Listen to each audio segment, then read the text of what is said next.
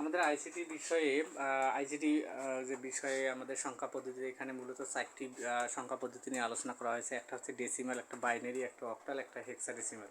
তো বাইনারি সংখ্যা পদ্ধতি কাকে বলে? যে সংখ্যা পদ্ধতিতে গণনা করার জন্য 2টি অঙ্ক বা ডিজিট ব্যবহার করা হয় তাকে বাইনারি সংখ্যা পদ্ধতি বলে। হ্যাঁ, এখানে অঙ্ক দুটি হচ্ছে 0 এবং 1।